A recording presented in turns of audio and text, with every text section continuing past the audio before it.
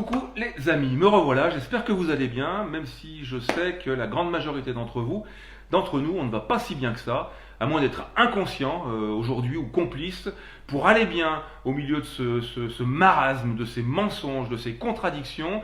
À mon avis, il faut être juste inconscient ou stupide. Bref, ce matin, bien, c'était la rentrée scolaire pour de nombreux enfants. Donc j'ai vraiment une pensée pour eux aujourd'hui. Je me suis réveillé tôt en pensant à eux.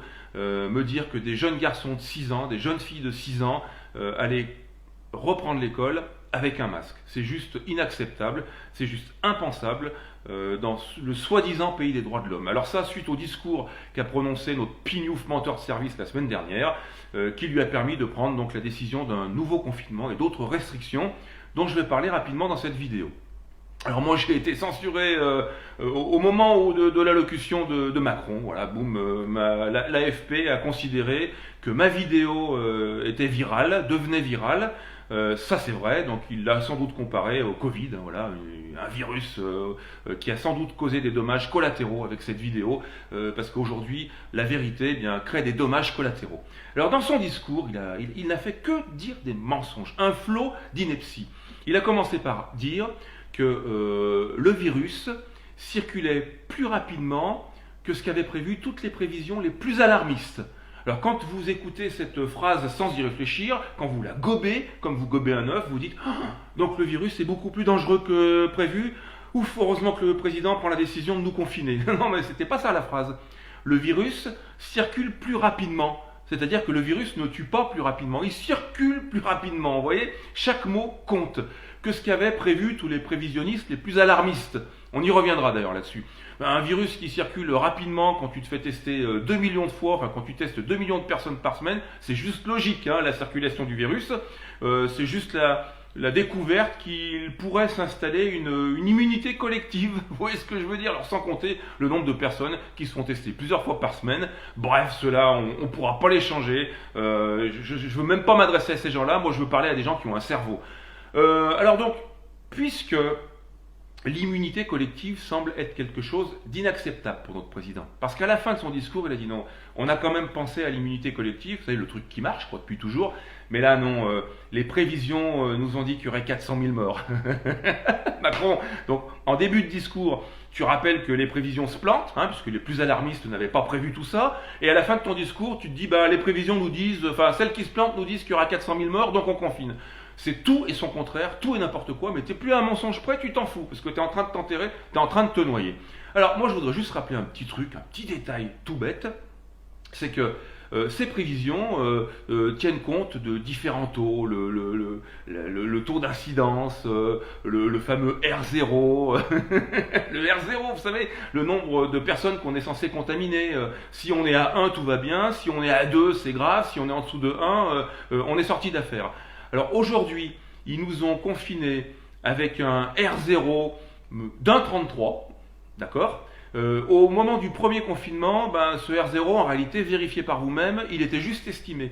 Il ne le connaissait pas. Donc on nous a confinés avec apparemment un paramètre qui n'était pas important lors du premier confinement, mais qui l'est devenu aujourd'hui. Le taux d'incidence, c'est pareil. C'est là-dessus que je me suis fait tacler d'ailleurs. Le taux d'incidence aujourd'hui, il est à 400 personnes contaminées, testées positives, hein, pas du tout malades.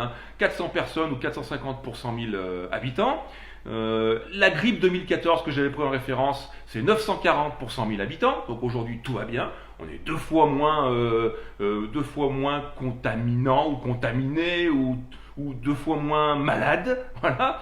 Sauf que pour le premier confinement, ce taux d'incidence, vous vous souvenez de combien il était? Il était 100 fois moins important, il était de 40. Ça veut dire qu'en fait ce taux d'incidence n'a aucun intérêt dans les décisions qu'on peut prendre pour cette pandémie. Pour le premier confinement, il était de 40, donc tout allait bien, on nous a confinés quand même. Ensuite, il est de 450, tout va mal, on nous confine aussi. Il n'y a rien de logique, il n'y a rien qui se tient dans tout ça. Alors là, maintenant, la polémique, elle est où? C'est savoir quels sont les commerces essentiels. Vous voyez? Donc il y a des commerces qui sont essentiels dans notre vie et d'autres qui ne sont pas essentiels. Alors je prends l'exemple des libraires, parce qu'on en parle beaucoup. Les libraires se sont plaints à juste titre de dire, mais attendez, nous aujourd'hui, vous fermez nos librairies, mais vous autorisez dans les grandes surfaces à vendre des livres. Alors Castex et Macron se sont creusés la tête, ils se sont dit, mince, qu'est-ce qu'on va faire? À ce compte-là, on va interdire la vente des livres dans les grandes surfaces. J'ai entendu ce matin un chroniqueur sur RMC qui disait oh bah ça y est, les Français se plaignent que l'on ferme, que l'on n'autorise plus de vendre les livres dans les grandes surfaces, comme si ça y est, les Français se réveillent, ils aiment lire. Je sais pas qui c'est ce chroniqueur, mais t'es juste con mon pote, parce que oui, les Français aiment lire, tu le savais pas, 88% des Français lisent. Et il se vend en France 450 millions de livres par an. Ça veut dire que les Français, ils aiment lire, oui. Tu le savais pas, ça, tu l'apprends. Donc forcément, on a envie d'avoir encore accès à la lecture.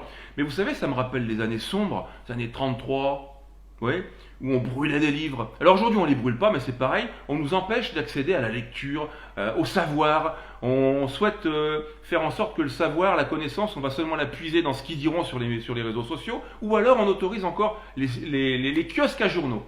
Les kiosques à journaux sont encore autorisés, c'est-à-dire que la propagande, on y a encore accès, là il n'y a pas de problème pour le Covid, mais les livres, on n'y a surtout pas accès. Alors quand vous avez un pays qui commence à interdire à sa population l'accès à la connaissance, notamment par les livres, ça devient très dangereux. Là, c'est une dictature. Alors, on le sait, je vous apprends rien, mais la dictature, elle est en place, elle est en marche. Alors là, à un moment donné, il va falloir qu'on se réveille, les amis, vraiment, qu'on se réveille véritablement.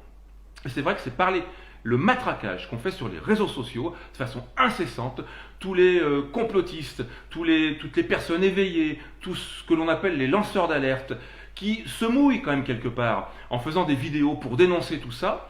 Alors certains considèrent que leur parole est tellement essentielle qu'ils vous demandent de partager.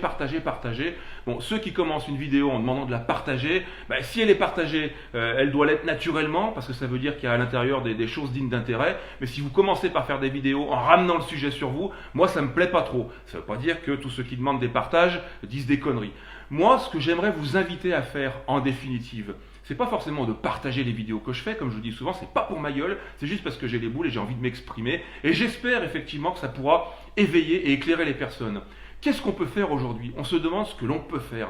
Alors vous savez, à part faire un clic et partager sur une vidéo, comme cette vidéo par exemple, à un moment donné, puisque sur les réseaux sociaux, on a quand même un certain champ d'action, j'allais presque dire un pouvoir d'action si on n'est pas censuré, si chacun d'entre nous, on prend notre courage à deux mains, si chacun on accepte de se mettre devant notre téléphone, devant notre caméra, pour faire une petite vidéo, même 30 secondes, même une minute, pour dénoncer tout ce marasme. S'ils voient demain arriver sur les réseaux sociaux des centaines, des milliers, des dizaines de milliers de vidéos, parce qu'aujourd'hui vous avez toujours les mêmes 10, 20, 50 personnes, ceux-là ils sont fliqués, ceux-là ils sont pistés, mais si vous prenez aussi le relais en faisant vous-même vos vidéos, vous commencez à prendre en main le combat. Parce que souvent on nous dit oui c'est bien beau, on fait quoi? On va dans la rue? Bon ça servira à rien, ça servira à rien. Oui alors toi derrière ta vidéo c'est facile de l'ouvrir, mais quand il faut aller dans la rue tu vas pas. Ok, t'as raison. Toi tiens fais donc une vidéo avec ta gueule, tu te planques pas, on verra ton nom ou ton pseudo, peu importe, on n'est pas là pour passer pour des cons. Dénonce cette mascarade. Et si demain sur les réseaux sociaux vous voyez se propager des centaines de vidéos, des milliers de vidéos de tous les citoyens que nous sommes qui avons compris cette mascarade, ce grand mensonge, ils vont être noyés, ils vont être submergés. Moi, je vais partager tous les jours vos vidéos.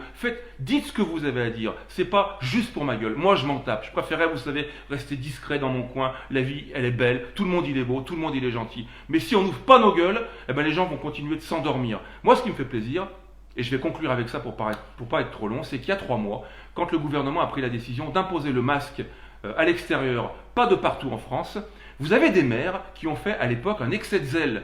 Des maires qui ont pris la décision d'imposer le masque dans leur ville alors que leur ville n'était pas concernée. Vous voyez, des maires, j'allais dire presque plus que collabos, excès de zèle. Aujourd'hui, 3 mois après, la tendance s'inverse. C'est-à-dire que vous avez des maires dans certaines communes qui vont à l'encontre des décisions du gouvernement, qui refusent que leur commerce soit fermé. Vous voyez la tendance?